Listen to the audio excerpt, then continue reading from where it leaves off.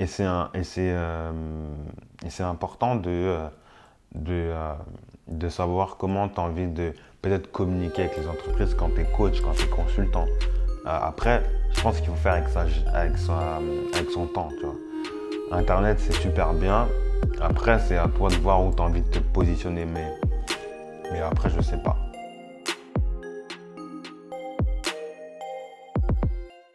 Tu vois, il y a un aspect on oublie souvent, c'est travailler avec les entreprises. Parce que le coaching, ça a été fait pour répondre à un besoin que les entreprises ont. Et souvent, ce qui est intéressant, c'est de voir comment, en tant qu'indépendant freelance, en tant que consultant, tu peux travailler avec eux. Souvent, on me disait, il faut être discret, il faut être reconnu, il y a des codes pour travailler avec eux, tu vois, faut que tu connaisses les bonnes personnes. Faut que tu aies un bon réseau. En fait, ça fonctionne beaucoup par cooptation, tu vois.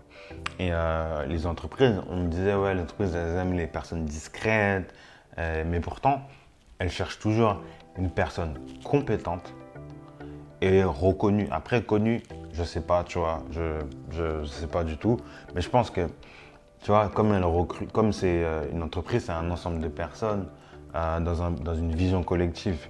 Et c'est toujours un être humain qui va recruter un autre être humain pour dépasser une thématique qu'ils sont en train de vivre actuellement. Et ça, c'est important de le comprendre.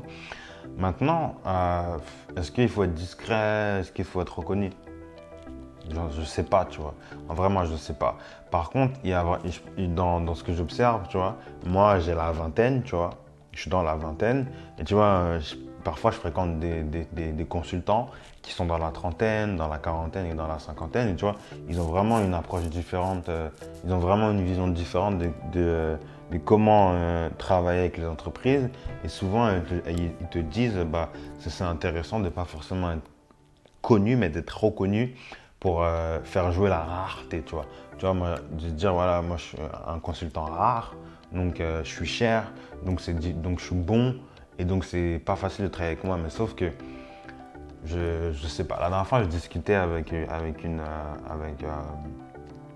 discutais avec ma soeur voilà, qui travaille dans le luxe et peu importe, et elle me disait que bah, dans l'univers du luxe, quand ils font appel à des consultants, par exemple en développement humain ou développement personnel, peu importe, bah, c'est toujours, c'est toujours des personnes qui doivent être compétentes. Après, je sais pas. Mais il y a toujours, on parlait tout à l'heure, tout à l'heure, on parlait de connu ou reconnu. Mais je pense que ça vaut pour une certaine génération. Tu vois, quand tu as la trentaine, la quarantaine, ça fait déjà 10, 20 ans que tu es dans ce métier. Forcément, tu as une reconnaissance parce que au fur et à mesure des années, tu t'es amélioré, tu as amélioré tes formations, tes produits, tu as un portefeuille clientèle qui est déjà bien installé, tu vois. Mais quand tu es dans la vingtaine et tu démarres, je pense qu'il n'y a pas de règles en fait. Je pense qu'il faut se faire ses propres lois, ses propres règles. Donc, et puis on le voit bien sur Internet, les consultants qui sont de différentes générations, comment elles interagissent. Tu vois. Je pense qu'il n'y a pas de règle vraiment. Mais en tout cas, ce qui est sûr, c'est qu'une entreprise, elle cherche quelqu'un de compétent, qui est capable de répondre à leurs besoins, qui est capable de livrer une vraie valeur ajoutée, qui est vraiment capable de les écouter.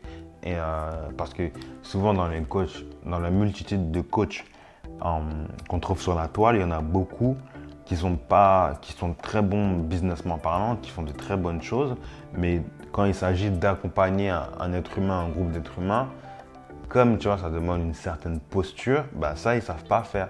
Et par exemple, ça peut aussi être intéressant dans ton offre marketing d'être aux antipodes de tout ça. C'est-à-dire que toi, tu n'es pas du tout connu, mais tu es totalement reconnu, on connaît ton nom, on sait qui t'es.